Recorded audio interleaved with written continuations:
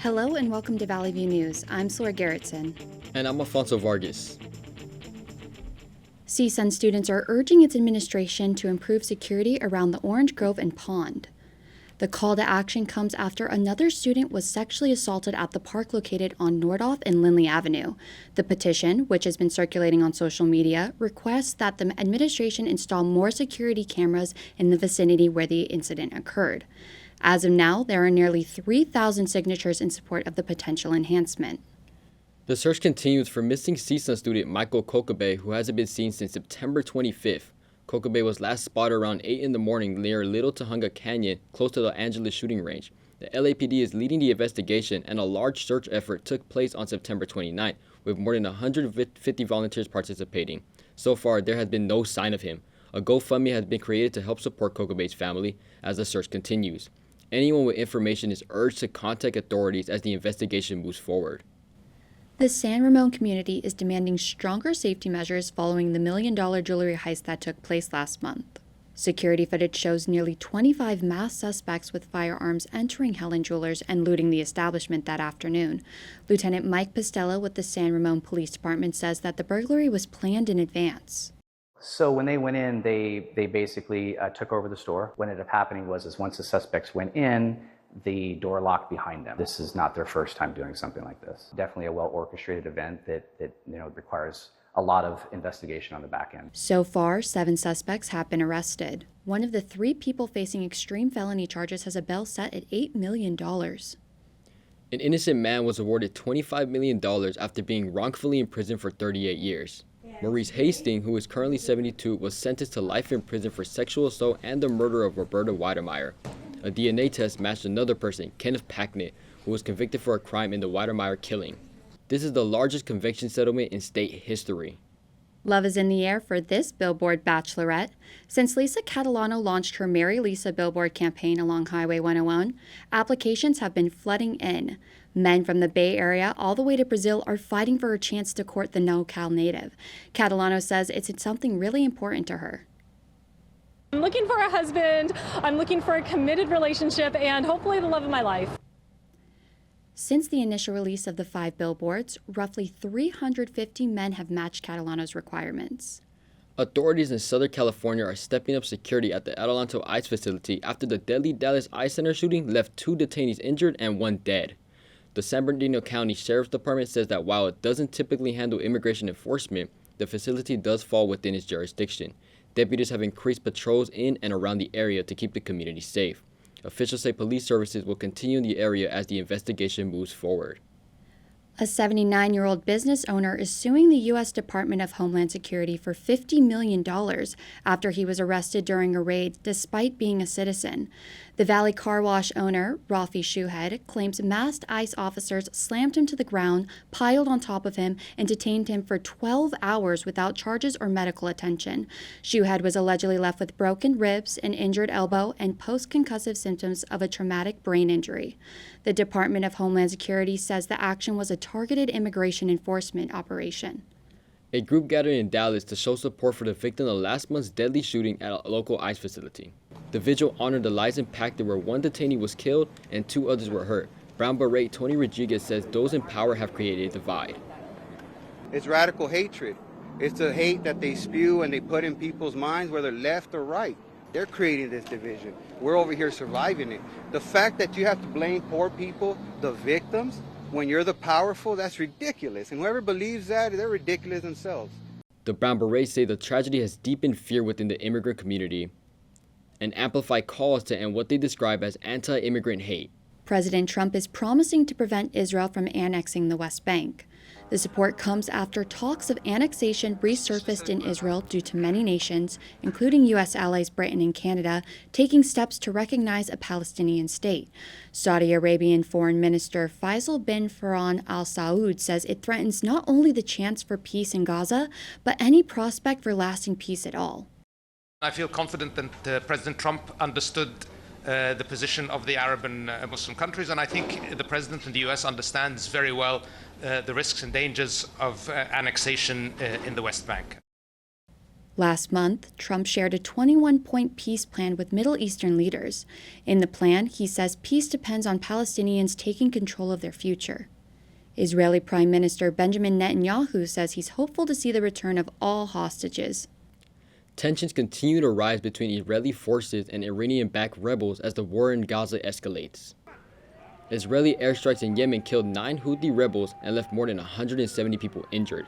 A spokesperson for the Houthis said these attacks won't discourage their fighters, adding they'll continue supporting what they call the oppressed people of Gaza.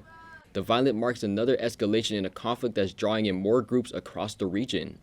President Trump is calling for stronger support for Ukraine at the United Nations. While meeting with President Volodymyr Zelensky, the two leaders discussed efforts to end the war. Trump now says he believes Ukraine can reclaim all territory lost to Russia with help from NATO and Europe. Zelensky says that commitment gives Ukrainians new hope. United States, first of all, and Europe, but we support, Mr. President, your idea, and I want to discuss it, how to stop some countries from Europe, to stop the possibility to buy Russian oil and gas. Trump is also urging European nations to step up sanctions on Moscow, warning that Russia's economy is already crumbling under the strain of war. October is Breast Cancer Awareness Month. Our reporter Andres Sosa introduces us to a resilient mother whose strength never wavered, even in her most challenging moments. Every 2 minutes, a woman is diagnosed with breast cancer in the U.S., flipping their whole life upside down. This is Jennifer Garcia's story. Almost 10 years ago, Jennifer Garcia was a student at Los Angeles Valley College, sitting in a biology class when she first realized something might be wrong. That moment will lead to a life-changing diagnosis: breast cancer. So I called Jason, my husband. I was like, hey, I feel something. Do you feel it? And he's like, yeah. So from me complaining so much and fighting for it, then they finally did the mammogram. I also had an ultrasound. With the ultrasound, that's when they told me I had fibrocystic breast. So they did the mammogram, and I was diagnosed. Jennifer was young and determined not to show fear, but even with her best efforts, they could still see the worry behind her smile. I actually didn't know Jen had cancer until maybe like 6 months after knowing her. And so after that, I saw her really differently because she was always working, right? She's always working. She's a mom. Today, Jennifer is more than a survivor. She is a fighter, a full-time breast cancer survivor who says it wasn't just the doctors who got her through, but her own strength, resilience, and the will to return to school and take back her life. You have to have a why. Your why has to be bigger than you. My why was seeing my daughter get married, seeing my son get his first love and have his first heartbreak. Like, your why has to be bigger than just, oh, I don't want to be sick anymore. With early screenings and treatment, there is always going to be hope to beat breast cancer. Once again, I'm Andres Sosa reporting for Valley View News. Back to you guys in the studio. It's week 2 of the government shutdown, and despite the closure, Wall Street stocks still remain at record highs. The Dow Jones and S&P 500 closed at fresh all-time highs, while the Nasdaq slightly dipped. In the meantime, lawmakers continue to negotiate a deal to reopen the government. House Minority Leader Hakeem Jeffries says Democrats are ready to work with Republicans on a bipartisan spending bill. Meanwhile, House Speaker Mike Johnson says it's up to Senate Democrats to support the spending plan Republicans passed last month. The House plans to have another vote this week. When we come back, apple picking season is here, and we'll show you why Oak Glen is the place to be this autumn. The Dodgers are postseason bound once again, what this means for their playoff prospects and the challenges they'll face. This blue hedgehog has a real need for speed. When we come back, we'll show you how Sonic is changing gears.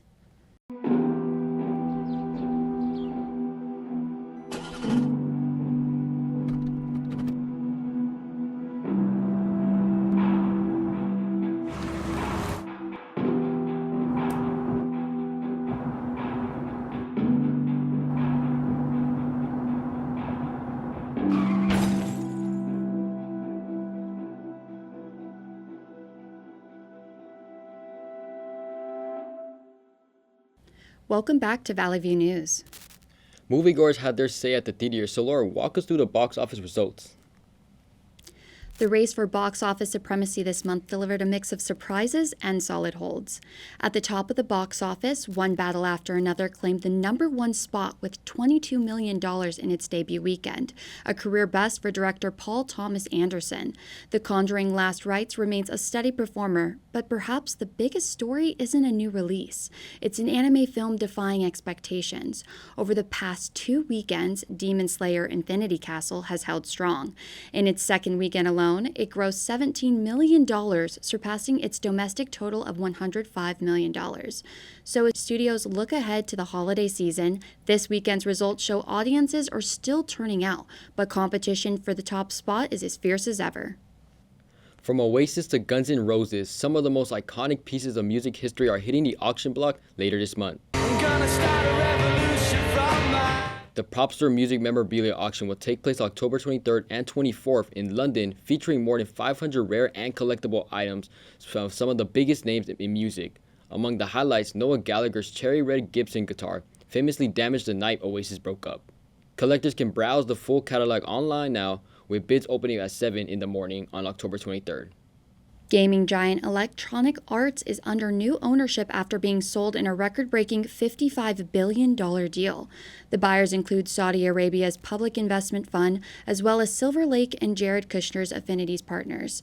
The move will privatize EA, marking the end of its public stock market listing. Analysts warn that the deal could lead to significant debt and impact future game development.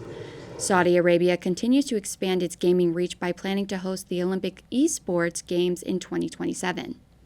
Sonic is shifting into a high gear with Sonic Racing Cross Worlds. The new card game from Sega brings a fun twist to the classic version. Racers can warp mid-race through portals into entirely new tracks. The game features a massive roster ranging from franchise favorites to guest characters, along with more than 70 ways to customize your ride. The video game also offers players a cross-platform experience, allowing them to challenge friends online regardless of the system they're using. Sonic Racing Cross Worlds is now available on PlayStation, Xbox, Nintendo Switch, and PC. As autumn sets in, Oak Glen becomes a hub for families looking to enjoy the season. Our reporter Ava Sear shows us what's waiting at the apple orchards. It's peak apple picking season, and families are flocking to orchards like this one to enjoy their favorite fall traditions. Tucked inside the San Bernardino Mountains lies the quaint town of Oak Glen, offering a peaceful escape from the hustle and bustle of the city. Families and others make the trek out to the serene landscape to indulge in nostalgic fall traditions. Los Rios Ranchos is one of the various orchards nestled within Oak Glen and holds the title for the largest apple orchard in Southern California. The orchard offers many fall activities such as apple picking, music, and a variety of apple-based foods. Many take the time to relax and enjoy the simplicity of the ranch. We just came up here to do some apple picking. It's really great. We love it. Along with the delectable food options and fun activities, the ranch also offers guests the ability to learn about the ranch's history through horse-drawn carriage rides. My family and I actually just got back from the wagon-led tour, and it was amazing. Being close to such beautiful animals, and then being in the setting and hearing the history of the farm. So whether it's for pies, cider, or a crisp bite from the tree, this orchard is giving families a true taste of fall. The NFL is making history with its first standalone Latin headliner. Global superstar Bad Bunny will take the main stage at next year's Super Bowl halftime show. The announcement was made during the Sunday night football game between the Green Bay Packers and Dallas Cowboys. The Puerto Rican native says the performance is for his people, his culture, and their history. Super Bowl 60 will be held at Levi Stadium in Santa Clara, California, next February. It's a busy time for LA sports. From the Dodgers in October baseball to more actions across the city, Josiah Valenzuela has the story. Yeah, Alfonso and Sulor, I'm outside of Dodgers Stadium, where the Dodgers are hoping to keep their playoff hopes alive. But first, let's take a look at the other sports. NFL Sunday is nothing short of exciting, with 4 showdowns taking place this weekend. The Rams will face off against the Ravens, jockeying for the title of one of the most dangerous offenses. The Chargers will travel to Miami, looking to extend their winning record against the Dolphins. Longtime rivals, the Browns and the Steelers, will go head-to-head during their divisional matchup. The Chiefs look to get a win over the Detroit Lions, who have gotten the better of the Chiefs in prior seasons. Basketball fans have plenty to look forward to as the regular season inches closer and the preseason comes to a close. On Sunday, the Lakers will go toe-to-toe with their rivals, the Golden State Warriors. Meanwhile, the Clippers will play the Nuggets for the first time since their elimination in the playoffs last year. The preseason will end next week, and the regular season will start later this month. UFC 320 is bringing nothing but blood, sweat, and tears as Yuri Prohaska and Khalil Roundtree are going at it with both at a shot at the title. Bantamweight champion Merab Dvalishvili is defending his bout against the number 2 ranked fighter Corey Sandhagen for the championship. The main event is a rematch between Alex Pereira and Magomed Ankalaev since Pereira suffered a defeat, losing the belt to Ankalaev back in UFC 313. And eager fans will fill up the stadium behind me tomorrow as the Dodgers step up to the plate against the ranked number 2 team in the National League, the Phillies, in a best-of-5 series after sweeping the Cincinnati Reds in the wild card last week. The team's star player Shohei Ohtani was starting pitcher and batted top of the order later in the game. There's a high drive, left center field. It is gone! Some super exciting games coming up, but that's all I have for you guys in sports. From Dodger Stadium, I'm Josiah Valenzuela for Valley View News, sending it back to you in the studio. Thank you, Josiah. Hispanic Heritage Month is an opportunity to celebrate trailblazers in our community. Coming up, we'll introduce you to a journalist making their mark in broadcast journalism. And you might actually want that hot latte instead of an ice this week. We'll show you how the cool down is settling in across the area. I'm an ex-drug dealer, and I'll be your sub today.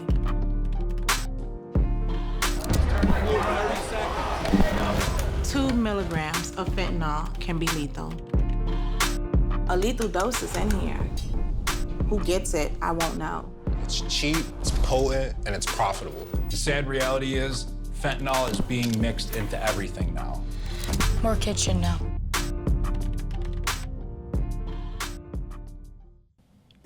Welcome back to Valley View News.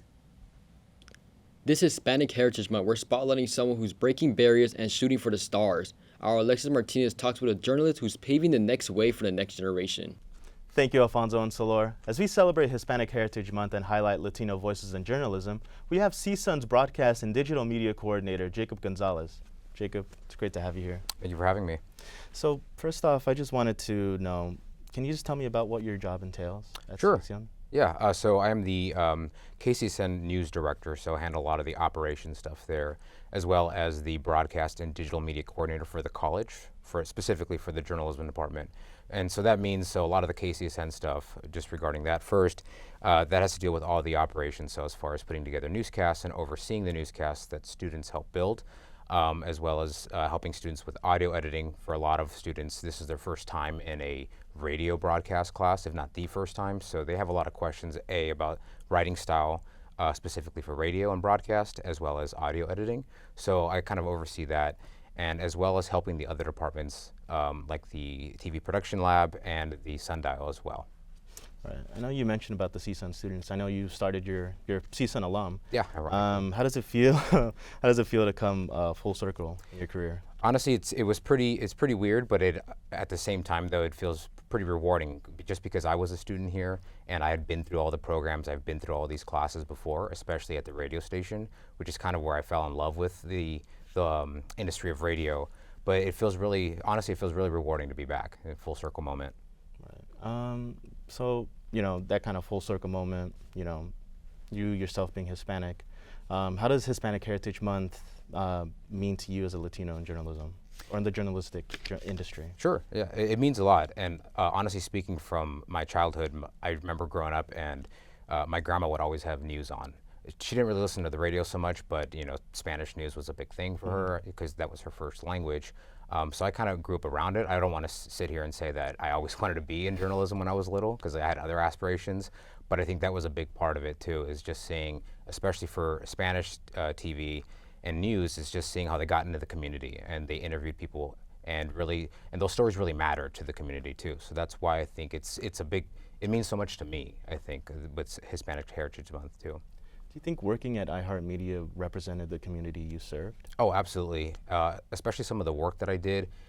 There was some projects and news documentaries that I helped produce that they touched a little bit up on Hispanic heritage, but just other different communities as well, not just them too. So I did a lot of work with that. So they, in turn, yes, they did represent the community very well. Okay.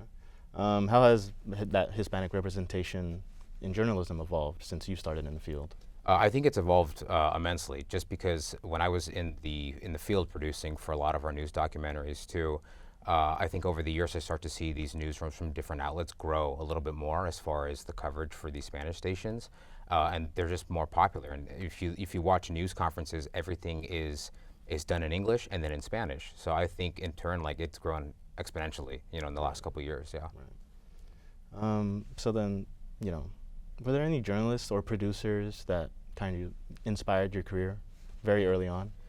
Well, I think now? Well, my career kind of had a different path. When I was first here at Cal State Northridge, I actually wanted to go into sports, and I still love sports, but I wanted to be a play-by-play analyst, and that's a very tough job to get into, and it's a very small pool. But in taking courses here, and especially taking a radio course, I really liked the producing aspect of it, and I fell in love with being able to basically put something together out of nothing. You have to start from scratch, a lot of research, you work with hosts, you work with reporters and stuff like that, and then going out in the field and interviewing these people, I think that was really cool. Instead of being in the studio's great, but I really loved being out in the field, and that was the best part of it. So I didn't really look up to anybody per se, but I mean, sports was always that was where it started for me. Were there any professional barriers you encountered breaking into such a competitive industry? There was a couple, only because I would say at the station that I worked with, the younger generation didn't really get hired so much as far as technical directors and part-time producers, and so that was kind of tough. Interning there at KFI News, it was great, but I knew that my time was limited, so I had to make the most of it. And they saw something enough to hire me as a part-time technical director, so I think it worked out. But I didn't necessarily face these massive barriers. I think the age thing was probably the biggest struggle for me. Right. Yeah. So then, what kept you motivated when facing any moments of self-doubt in your career? That's a good question. Honestly, just perseverance, just keep going, because the biggest thing there, and it could get daunting, right? So I was working in an industry where I was coming into radio, and a lot of these people I was working with, they had been in the industry for 20 plus years, just as hosts, just as producers. And so I think that can get a little scary because you're kind of measuring yourself up to them. But I think the biggest thing and the biggest advice I'd give somebody is just be a sponge. Just take what you can from everybody and then just keep working hard. And the internship ended up paying off because, again, they saw something enough to keep me there, and then ended up making me part-time and then later on full-time. So I think the biggest thing is just keep going, just keep picking up what you can. Right. So I just want to ask, was there any major deciding factors to coming back to CSUN? I know you're alum, but... Oh, sure. Yeah, well, the alum part is kind of a no-brainer, right? Right. But the biggest thing is that when I was interning and then when I worked there, we also had interns after I was full-time at KFI. But I think the biggest thing and the selling point when I returned here and to come back, I think I wanted to give students the most real-life experiences as possible, something that I had experienced while I was there at iHeart for 7 years, and especially field producing is you get to see it from a different lens. And that's what I want to implement on students' work, especially at KCSN, is get out in the field, go do something out in the community, give back to the community. The biggest thing with community and media is this transparency part, right? They need to know what's going on, and that's what our role as journalists and media are. We need to show what's going on. So I think that's the biggest thing that I wanted to give back to students. Right. So then what advice would you give to students who want to break through this industry? It's tough. I don't want to sugarcoat it. It's definitely hard. And the newsrooms are smaller nowadays, right? Because you have to be kind of the Swiss Army knife, and that was something that I was told when I was in school. But I think the biggest thing is just again, my advice when I was an intern. Just take everything you can, from people. Really, learn what you can from everybody that you meet, and the connections are the strongest thing. Only because it doesn't matter if you meet somebody once, let's just say at a press conference, or you're out in the field, or you meet somebody at a meet and greet kind of a thing, but just take those connections. Those really help you down the line. Right. So what were some of the proudest moments as a journalist? I think some of the proudest moments were definitely serving the community and doing stories, especially the news documentary stuff. Well, at KFI, I helped produce a couple documentaries. And some of them were, not even some of them, most of them were all about diversity. And one of them, my colleague and I, we won a National Murrow Award for it, and that was about the LGBTQ community. And so that was a big thing, only because our station had never done a lot of stuff like that until maybe the last 5 years. They really started pushing for stuff, and I felt proud to give back to a community that maybe had not had a stronger voice. Do you think Latino students should just, look forward into the new generation of journalism? Oh, absolutely. I think that right now, again, I've seen it grow, and I mean, we live in Los Angeles County, and so, English, yeah, sure, it's a, spoken language here, but Spanish is such a big thing. So I would say, yeah, absolutely, they should feel like, right now is the time, And again, like what I've seen in the field in the last couple of years when I was working at KFI for iHeartMedia, yeah, the newsrooms are big. These Spanish TV stations, they were pretty big. So yeah, it's grown. Yeah. I just wanted to get into what you think the journalism should go into. As far as what do you think needs to change for journalism and broadcast specifically? It's tough. Like any medium, it's evolving. Specifically radio, right? I work at CSUN. I came from radio, worked in radio. It's evolving, and so just to go off of that really quick, radio's changed in a sense where it's still there and the medium still exists, but it's so different than what it was, let's just say 10 years ago, 20 years ago. Now it's focused on podcasting, right? And so I think for that and even TV, it's just that you have to learn to adapt and evolve to it. And so I think that's the hard part and that's the challenging part. And as journalists, I think that's why you need to be more well-rounded. You need to be able to have TV, but also radio, be able to shoot video, cut video. So I think that is by far the most challenging part. So I don't know. It's a tough question. Yeah. Well, I just want to say thank you, Jacob, for joining us today. It's been great to hear about your journey from CSUN student to award-winning work at iHeartMedia. Back to you guys in the studio. Thanks, Alexis. We've had some cooler mornings. Am I right, Alfonso? I mean, people are wondering if it's here to stay. Right. I've actually had to wear my sweater this week. But luckily, Ava has the forecast. Ava, what's to expect? Thank you, guys. Temperatures are staying relatively consistent throughout the week. Taking a look at the San Fernando Valley, temperatures from Saturday to Wednesday will hover around 80 degrees and lows in the 60 degrees. We'll feel a slight uptick in temperature on Thursday and Friday with highs in the mid-80s and low 50s. Moving on over to downtown, once again, we will see pretty consistent temperatures with highs in the 80s and lows in the 60s. And the beaches will experience cooler temperatures with highs in the low 70s to high 60s and lows in the 60s. Shifting over to the Inland Empire, highs will hover in the low 80s and the lows will range from 60s to mid-50s. That's all I have for the weekly weather forecast. Back to you guys. These two are real chimps off the old block. A double dose of cuteness has the Los Angeles Zoo going bananas after welcoming two baby girl chimpanzees. The mothers Yoshi and Vindy had the new additions with the last couple of months marking the end of an 11-year breeding hiatus. An LA Zoo official says these are the significant births for the zoo because they are vital for the well-being and social composition of the chimpanzees in their care. Animal caregivers say both mothers and their infants are doing great and connecting. That's all for us at Valley View News. I'm Sulor Garretson. And I'm Alfonso Vargas. For stories any time of the day, see our YouTube channel at Valley View News and our Instagram page at Valley View News CSUN.